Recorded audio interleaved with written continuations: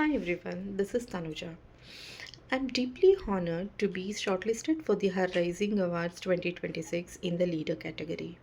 My heartfelt gratitude to Harki for recognizing my journey and celebrating women who lead with purpose and impact. If someone asked me to define leadership in one single sentence, I would say this: leadership is not measured by the number of people who work for you, but leadership is measured by the number of people who realize their strength because you believed in them. That belief, rooted in empathy, trust, and empowerment, has been the foundation of my leadership journey. As part of the Her Rising Awards, the as part of the next steps in Her Rising Awards, I would like to share my leadership story with you all.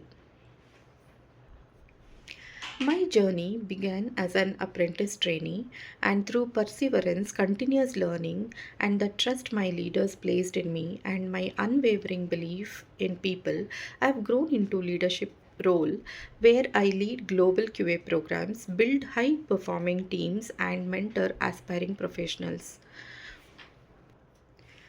Currently, I work as Associate Director Testing for Bontius, Bengaluru. Beyond my professional life, I'm a proud mother of wonderful 10-year-old daughter who inspires me to become a better version of myself every single day.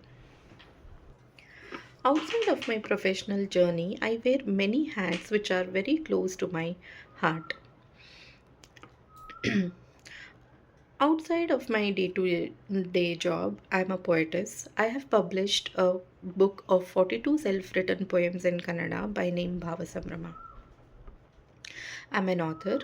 I write articles and I even write blogs. I'm an anchor. I've anchored many programs in my society, in my office, in family events and social gatherings, and many more. What I enjoy the most is I mentor women who are on career break and who aspire to come back to work. I do this on different platforms, and also, I am a meditation tutor. I teach meditation for kids in my free time. These passions allow me to connect with people, inspire them, and continue growing alongside them. Few of my passions has given me the privilege to give back to the society. I'm very grateful for that. One principle which has guided me in my life is never stop learning. I believe every year should bring an opportunity to learn something new. With the same belief, I have started my Vedanta journey this year. Vedanta is a path that is helping me grow not just as a professional but as a person. For me, success is not measured by the title we hold but by the lives we touch, the people we empower, and the legacy we leave behind. Throughout my career, I have never waited for a leadership role or a title to make the difference. I have always, whenever I saw an opportunity to solve a problem, improve a process, or help people succeed, I stepped forward and took ownership. I focused on creating the impact first, and the leadership roles followed eventually. That mindset of leading through action rather than authority has shaped my journey and brought me to where I am today. I would like to share a story that reflects this philosophy. In my early days of my career, my lead used to travel to his native for an extended period. I did not see this his absence as a gap. Instead, I saw it as an opportunity to learn and contribute. Whenever he was away, I voluntarily uh, stepped in to coordinate with my team members, support my colleagues, and ensure timely delivery and maintain high quality. I wasn't asked to do so. I did not have the designation either. I did not have the authority either, and no one asked me to do so. But I believed if you want to be a leader, you have to act like one. So I voluntarily stepped up and did what it took to deliver the project for online on time delivery and quality deliverables. My manager noticed the ownership I took, and when there was a need for the leadership position in one other project, she referred me, and I stepped up as a team lead for the next project. And that became my first formal leadership opportunity. This experience has stayed with me throughout my career because it perfectly reflects a quote I deeply believe in. Luck is when preparation and opportunity meet. I was prepared enough, and when the opportunity came, I was ready. That philosophy continues to guide my leadership journey even today. One transformational initiative that stands out in my career was when I joined a new organization and I was entrusted with a critical project that was at the verge of canceling due to repeated customer escalations. My director approached me, and as he knew that I had handled challenging projects and demanding customers, he asked me to take over this project. Being trusted with such an important responsibility made me feel honored and take up more uh, things. It motivated me to turn things around. Instead of treating the escalations as isolated incidents, I took a step back to analyze what is the root cause for this problem. It was not the problem with the team or their attitude. The team was very good. They were eager to learn. They had the right attitude. But there was a lack of knowledge on the fundamentals of QA process, on the fundamentals of testing. Without a strong QA foundation, quality was becoming inconsistent. Recognizing that this wasn't limited to a single team, I proposed a structured QA capability building initiative across multiple locations. I designed a comprehensive training program covering testing fundamentals, QA processes, best practices, and quality mindset. My director supported the initiative wholeheartedly, and I had the opportunity to deliver the training org wide. The impact was visible within just 3 months. The quality of our deliverables improved significantly. Customer escalations turned into appreciations, and the project regained client confidence. The defining moment came when client personally sponsored an outing for my team with his own pocket as a gesture of appreciation. For me, that wasn't just a celebration, it was a reminder that when you invest in people, when you strengthen the process, when you build the capability, you don't just solve problems, you transform outcomes. Leadership to me is not about the title or designation. It's about impact, influence, and inspiration. At the bottom of my leadership philosophy is empathy that empowers. I believe in this philosophy, empathy that empowers. One of the questions I'm often asked is, how do you build, mentor, and enable others?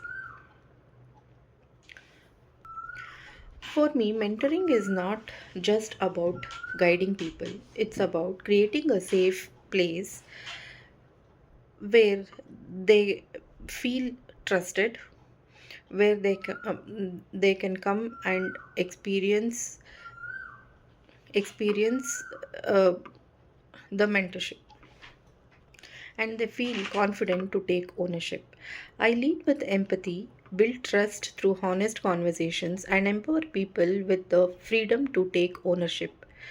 When people feel trusted, they don't just perform better, they grow into leaders. I would like to share a story that beautifully captures this mentorship means to me.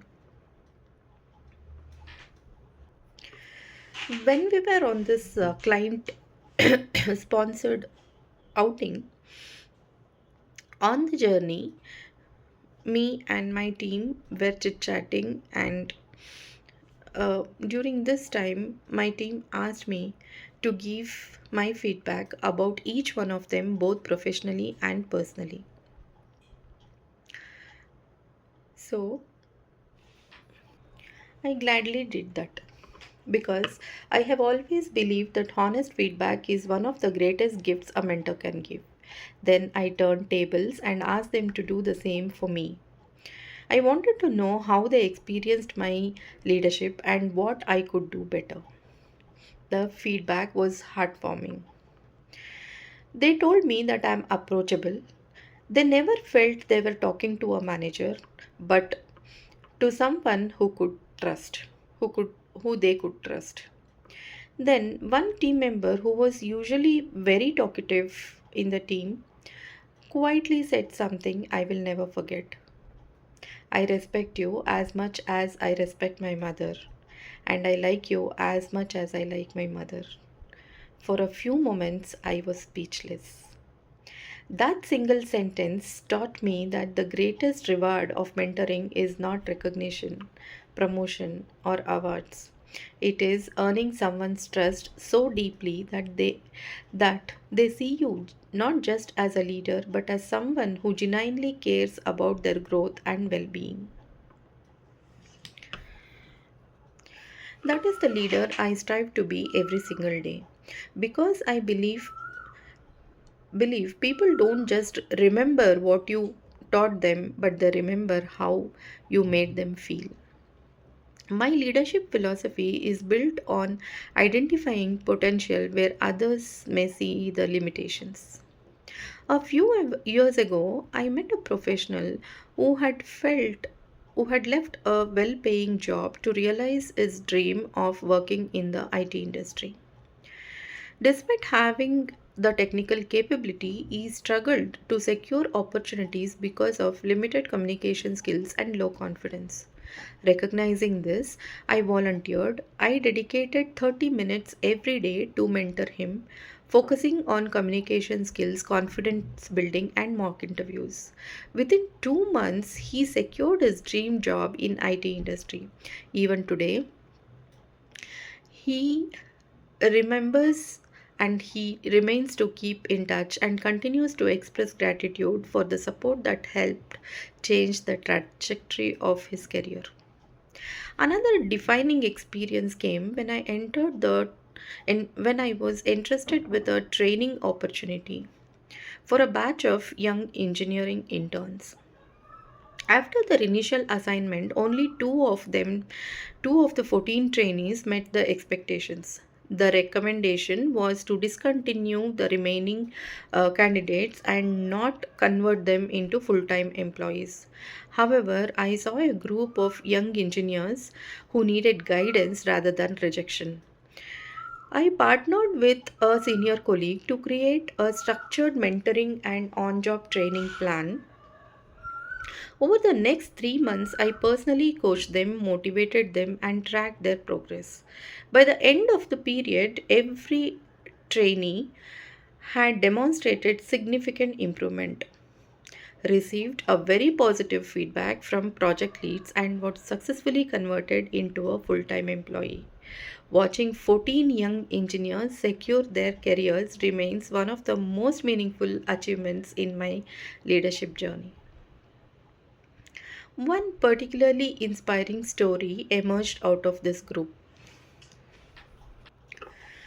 A young woman from a rural background possessed exceptional artistic talent but lacked confidence in her communication abilities and faced financial challenges at home. Through regular conversations, I learned about her passion for painting and her desire to support her family financially. I encouraged her to explore uh, teaching art as a means of generating income. My daughter became one of her first students, and I actively promoted her work in my network. I organized a free painting workshop in my apartment community, connected her with potential students, and helped create opportunities for her to showcase and sell her artwork. Over time, she built a thriving art teaching practice, gained financial independence. Over time, she built a thriving art teaching practice, gained financial independence, and transformed her passion into a meaningful source of income. Today, she runs successful art programs, earns from her passion, and continues to inspire others through her work. These experiences reflect the essence of my leadership journey. I believe true leadership is not about personal success alone, it is also about enabling others to succeed, especially when they need someone to believe in them. Over the years, I've mentored professionals across different stages of their careers, supported women who are returning to the workforce after career breaks, empowered women to pursue uh, their entrepreneurship, and helped aspiring professionals build the confidence and skills needed to succeed. Beyond the workplace, I volunteer my time in teaching meditation and mindfulness to children, helping them develop focus, emotional resilience, and self awareness from a very young age. Though through every initiative, my goal has remained the same to create opportunities for people to discover their potential and build a future they once thought was out of reach for them. Now, I would like to share one of the most difficult leadership decision I had to take. And and it was when I had to challenge a customer's existing QA process. I realized that their approach was preventing the team from delivering quality outcomes on time. Rather than simply following the process because it came from the customer, I choose to have a honest and courageous conversation. I presented data, metrics, and factual evidence to demonstrate where the process was creating insufficiencies and quality risk. Instead of opinions, I relied on objective insights to explain why a different approach was necessary. While these conversations were not easy, they helped the customer recognize that my recommendations were grounded in experience and supported by evidence. This experience reinforced an important leadership lesson for me. True leadership is not about agreeing with everyone. It is about having the courage to speak the truth respectfully, back it with facts, and influence change that benefits everyone involved.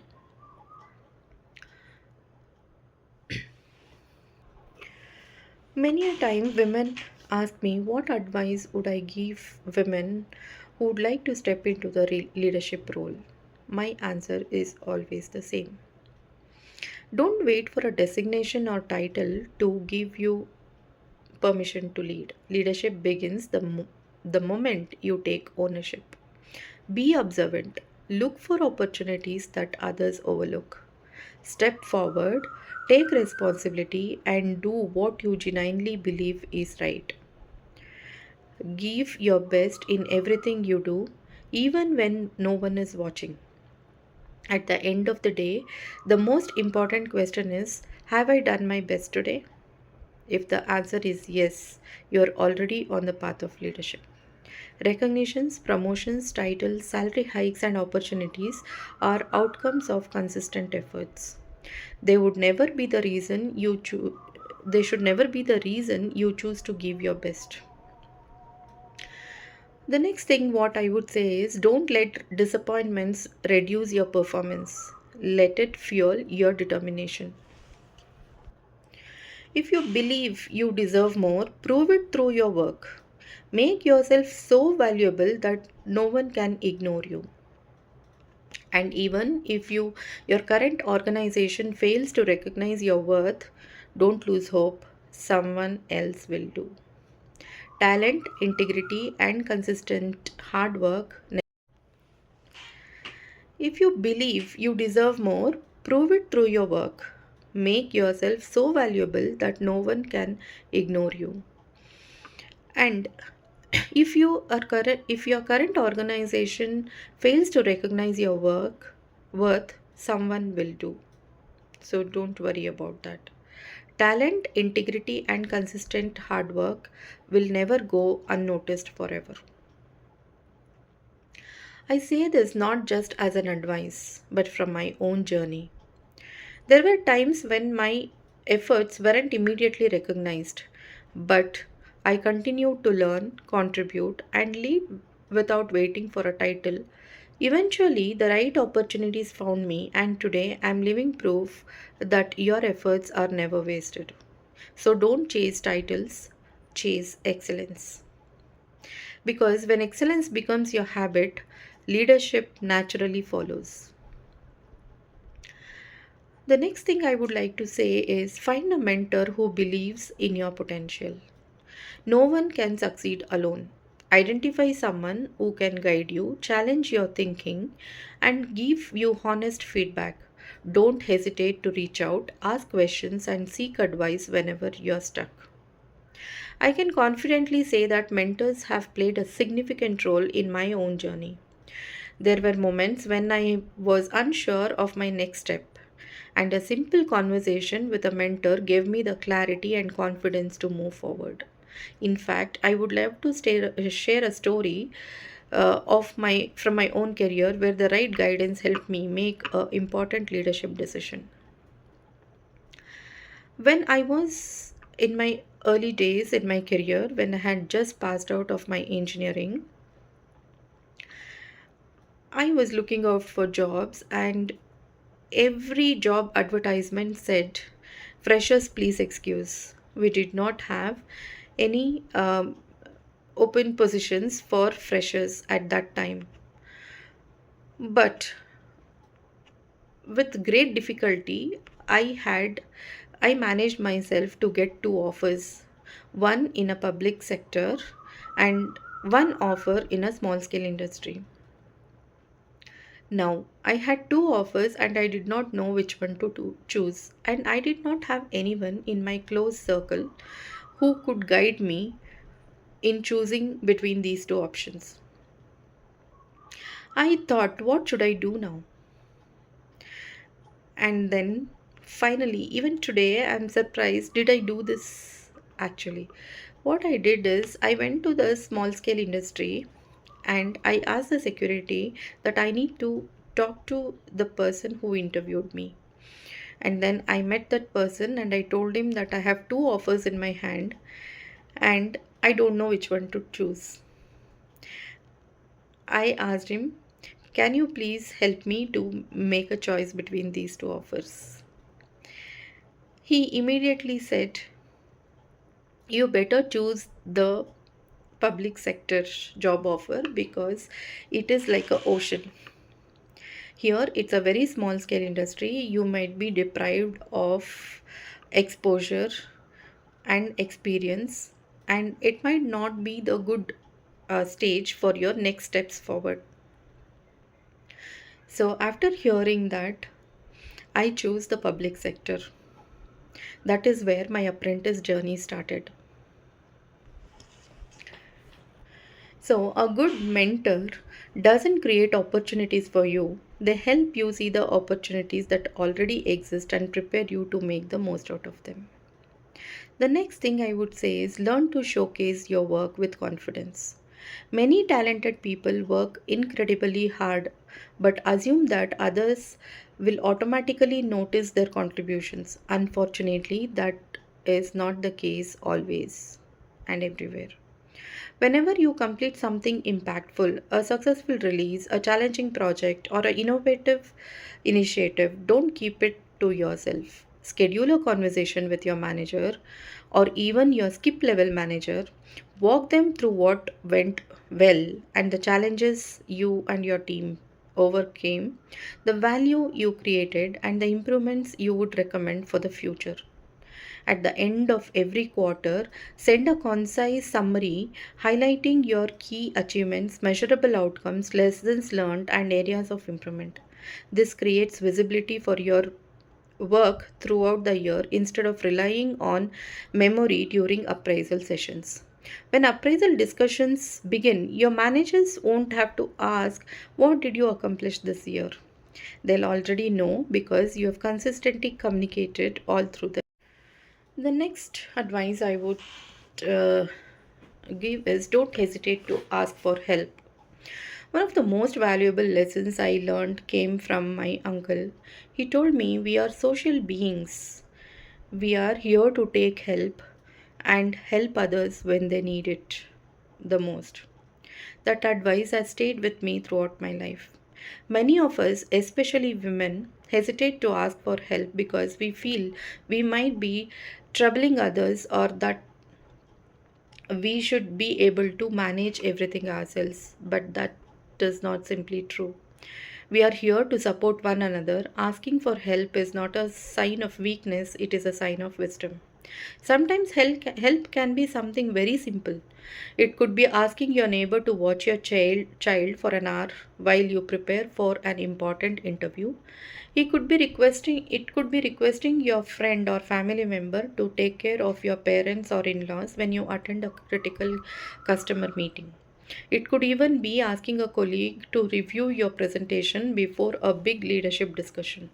Remember, one day you may need someone's support, and another day someone else might need yours.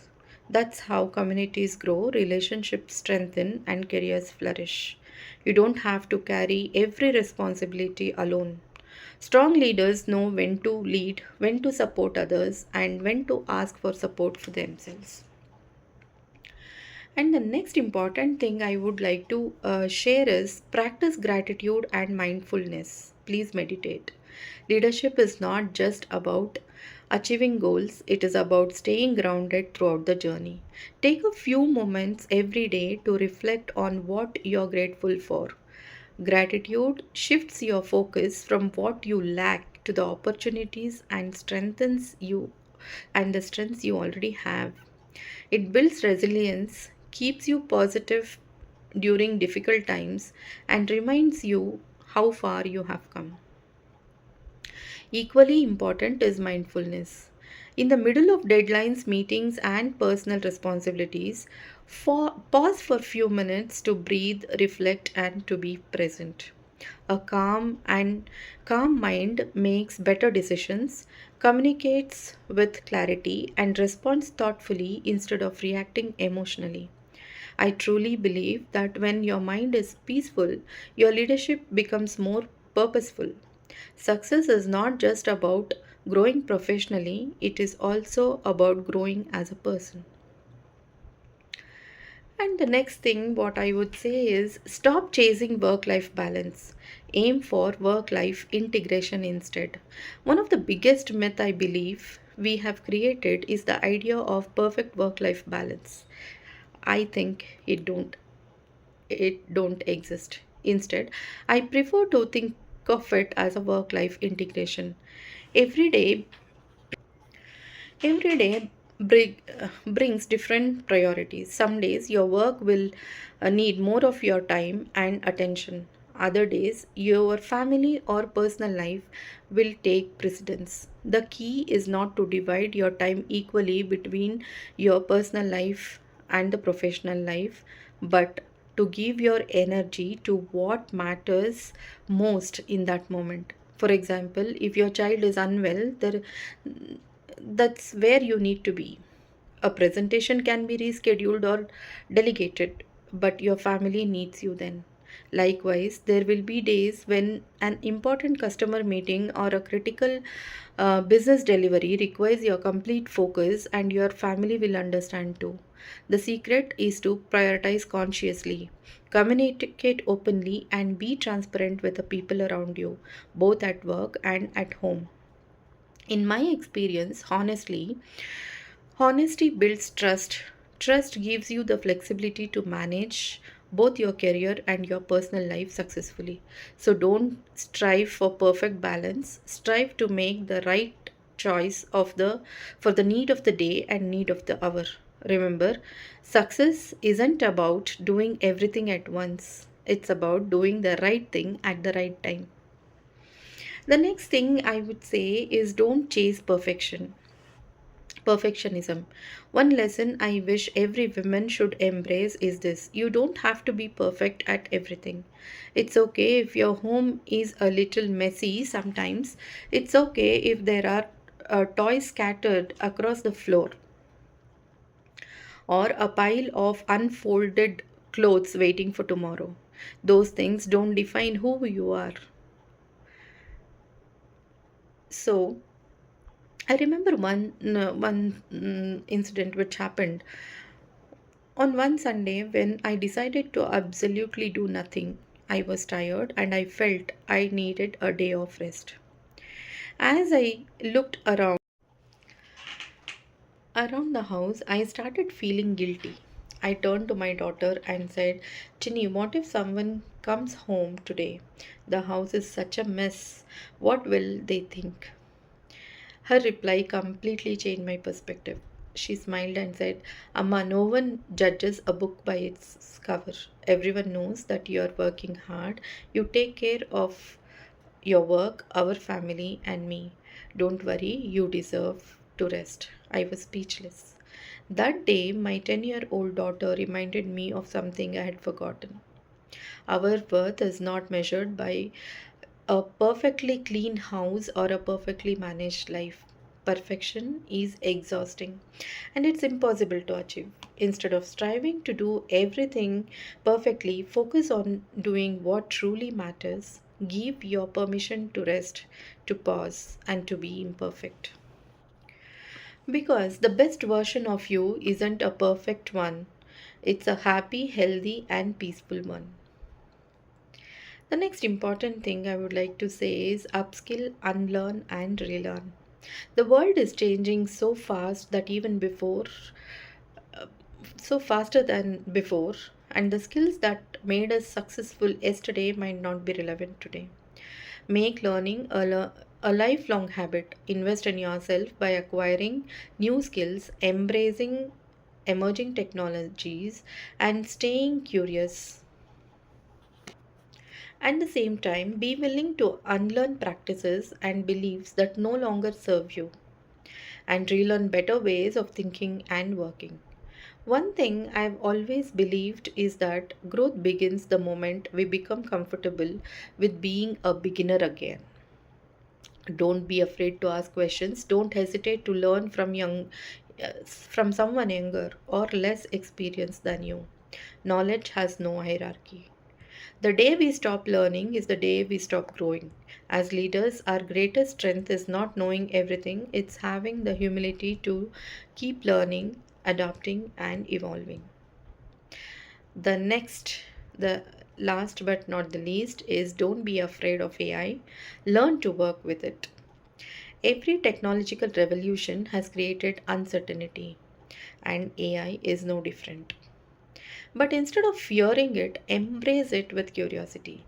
AI is not here to replace people, it is here to help us become more productive, make better decisions, and spend more time on work that truly matters, that truly requires human creativity, empathy, and critical thinking. The people who thrive in the future won't be the one who resist AI. They will be those who learn how to use it effectively. Make AI your perfect partner, not your competitor. Treat it as a loyal colleague, loyal team member who is there to help you. As I come to the end of this video, I would like to sincerely thank Harki for giving me this wonderful opportunity to share my thoughts and experiences. To be honest, I enjoyed making this video far more than I expected. It gave me an opportunity to pause, reflect on my own journey, revisit the lessons that helped me, and appreciate the people who helped me become the leader I am today. If there is one message I would like every woman watching this video to take away, it is this: believe in yourself before the world believes in you. Don't wait for permission to lead. Step forward, embrace opportunities, keep learning, keep growing, and never underestimate the power of your own potential. I leave you with the leadership philosophy that has guided me throughout my career. I lead with empathy because understanding people builds trust. I lead with trust because trust builds confidence. I lead with confidence because confident people take ownership. I lead with opportunities because one opportunity can change a career. I lead with purpose because success is meaningful only when it helps someone else succeed. And finally, I don't measure my leadership by the teams I manage, I measure it by the leaders I leave behind. Thank you once again to Harki for this opportunity. And thank you everyone who watched this video. I hope at least one of these lessons inspire you to take the next step in your leadership journey. Remember, the world doesn't need more perfect leaders, it needs more authentic ones. Hereby, I thank all my managers, mentors, and leaders who have helped me to be what I am today. Thank you, everyone. Bye. Namaste.